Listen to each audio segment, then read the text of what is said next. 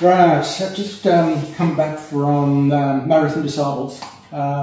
Successful trip, but two things that make this race achievable and you have to look after is your fueling and your feet.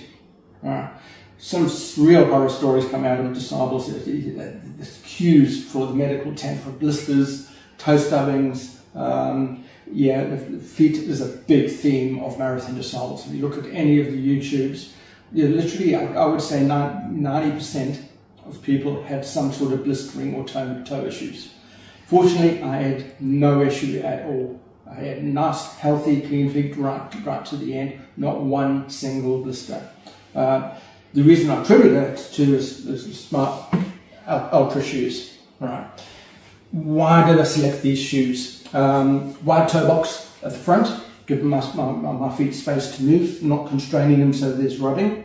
While at the back, I could leave the normal sizing so it was nice and tight around my heel so there was no movement, therefore no rubbing. What people do in their normal shoes, they go one size or two sizes up to allow the feet to swell. The problem with that is then they get movement. Movement is blisters.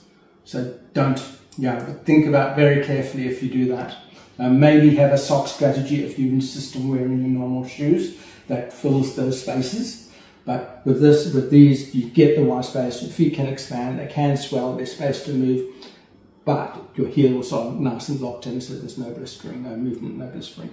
So if you haven't tried Altra shoes, highly recommend you do if you're going to do this race. They do make a difference. My feet are the evidence of that. One thing I did do, I used a heel lock strategy around the lacing, so I can actually pull my heel back into the heel, so I don't get my feet sliding forward when I'm running down the dunes, which